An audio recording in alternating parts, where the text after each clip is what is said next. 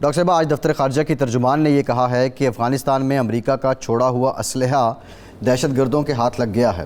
جبکہ جان کربی اس معاملے کی تردید کر رہے ہیں۔ ابھی جو چترال کا حالیہ واقعہ ہے، تو یہ بتا دیں کہ چترال کو ہی ٹارگٹ کیوں کیا گیا، اور اب کون پشت پناہی اور مدد کر رہا ہے دہشت گردوں کی پاکستان کے خلاف؟ دیکھیں، اس میں کوئی بات ڈھکی چھپی نہیں ہے کہ اس وقت جو افغانستان میں اسلحہ پیچھے رہ گیا ہے وہ امریکن ساخت کا بھی ہے اور امریکہ کا چھوڑا ہوا بھی۔ اصول کے مطابق تو امریکہ کے وزارت دفاع کو یہ تمام اسلحہ واپس یا تو ختم کر دینا چاہیے تھا یا یہ واپس امریکہ لے کے جاتے، لیکن انہوں نے نہ صرف جو کیمیکل ویپنز ٹریٹی ہے اس کی خلاف ورزی کی ہے، یہ تمام اوپن پٹ کے اندر انہوں نے یہ جہاں کچھ جگہ پہ جلانے کی کوشش کی ان کو ویسے جلائے، اور باقی جو اسلحہ ہے یہ اسی طرح چھوڑ کے چلے گئے۔ یہ کون سے ڈیپوز میں چھوڑ کے گئے ہیں، کہاں رکھ کے گئے ہیں، ان تمام تر جو چیزیں ہیں وہ افغان نیشنل آرمی جو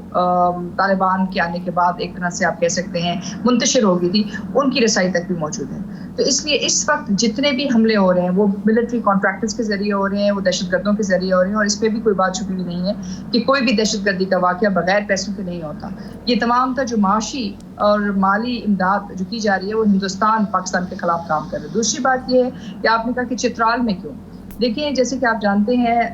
یہ جو جس پوسٹ کے اوپر حملہ کیا گیا افغانستان کی طرف سے، یہ جو ایک ایسی پوسٹ ہے جہاں آرگنائزڈ کرائم اور بالخصوص پاکستان کے اندر آئیسس یعنی کہ داعش کے جو ہے خطرات کو اضافہ کرنے کے لیے وہ تمام علاقوں کے اوپر ٹارگٹ کرنے کی کوشش کر رہے ہیں، جو پاک چین راہداری یا معاشی راہداری ہے اس کو بھی جو ہے نشانے میں بنا سکے۔ اسی طرح جو دوسری پوسٹ ہے جو جہاں انہوں نے اٹیک کیا ہے وہ کنر ہے، اور وہاں بھی جو چیز ایک طرح سے آپ کہہ سکتے ہیں کہ جو اہم ہے، جہاں جن پوسٹ پہ جو علاقے جو پاکستان میں ٹارگٹ کیے ہیں وہاں بھی آرگنائز کرائم کی جو ہے ایک بہت بڑی جو راستہ ہے وہ افغانستان سے پاکستان سے، جو نہ صرف ڈرگس کے لیے نہ صرف منشیات کے لیے لیکن اس کے ساتھ ساتھ تمام جو غیر قانونی اسلحہ ہے وہ وہاں سے اس کی آمد و رفت جو ہے اس کے اندر بڑی واضح طور پہ دیکھنے میں نظر آتا ہے۔ اچھا ماریہ صاحب، کل ہی افغانستان نے اس کی تردید کی کہ ہماری سرزمین استعمال نہیں ہو رہی۔ ایک تو یہ تردید صرف ایسے ہی ہے، شلجموں سے مٹی جھاڑنے کے لیے ہے، یا اس میں کوئی ڈیپتھ ہے؟ دوسرا جو امریکہ کہہ رہا ہے، امریکہ یہ کہتا ہے کہ جی ہم نے اسلحہ ضائع کر دیا تھا، چند طیارے رہ گئے تھے جو قابل استعمال نہیں تھے، کچھ اسلحہ ایسا تھا رہ گیا ہوگا،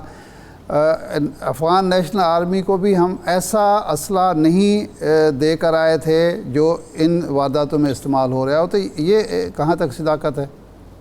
دیکھیں، پہلی بات تو یہ ہے اگر کوئی بھی آپ میپ اٹھا لیں دنیا کا تو اس میں آپ یہ دیکھ سکتے ہیں کہ یہ جو پوسٹ ہے پاکستان کی افغانستان کے ساتھ، یہ افغانستان کے ساتھ منسلک ہے، تو یہ ممکن ہی نہیں ہے کہ یہاں ایک تیسرا ہوائی حملہ ہو جو ان پوسٹ کے اوپر اور خاص طور پہ ایسے علاقوں پہ ہو کہ جہاں آرگنائزڈ کرائم کا تانے بانے ہیں، جہاں یہ تمام چیزیں ہیں۔ تو یہ تو ایک بہت عجیب سی بات ہے جو افغان حکومت کہہ رہی ہے کہ جی افغانستان سے حملہ نہیں ہوا۔ اگر افغانستان سے حملہ نہیں ہوا تو ان کا کہنے کا مطلب یہ ہے کہ وہ افغان سے حملہ ہوا ہے، لیکن زمینی طور پہ تو وہی راستہ ہے، زمینی طور پہ وہی سرحد ہے اور اسی سرحد کے اوپر اٹیک ہوا ہے۔ دوسری بات یہ ہے کہ رہی بات امریکہ کی کہ جی امریکہ نے کہا کہ ہم نے وہ اسلحہ نہیں چھوڑا، تو ان کو اپنی جو ان کی کمیٹی ہے ڈیفنس کمیٹی اس کو یہ بات باور کرانی چاہیے کہ ہر اسلحہ جو ہے جو امریکہ کا جو نیٹو سپلائی روٹس میں گم گیا، جو امریکہ پیچھے چھوڑ کے گیا، کیا امریکہ نے ابھی تک وہ تمام جو اسلحہ جو انہوں نے ڈسٹروائے کیا اس کو پبلش کیا ہے؟ یہ بات تک واضح نہیں ہے۔ اور دوسری بات یہ ہے کہ جو ملٹری گروپس ہیں، جو امریکہ کی جو قوانین ہیں،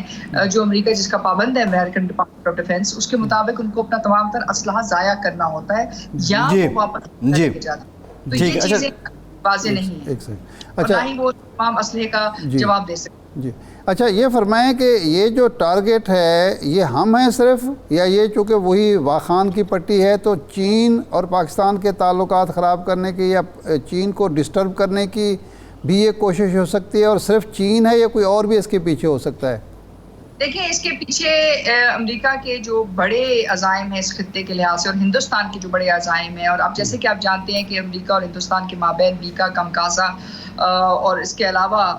جو ہے بہت سارے معاہدے طے پائے ہیں جو تقریباً 60 سے زیادہ ہیں، اور اس کے ساتھ ساتھ سب سے اہم معاہدہ یہ ہے کہ آئندہ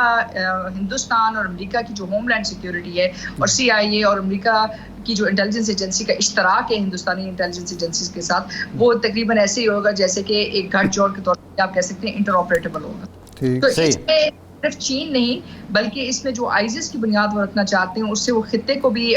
جو ہے اپنی رینج میں لے کے آنا چاہتے ہیں، اور اس کے ساتھ ساتھ پورے پاکستان کے ساتھ ساتھ جو آپ کے پاس صحیح ہے. اچھا ڈاکٹر صاحب ٹائم ہمارے پاس کم ہے، 2-3 بڑے امپورٹنٹ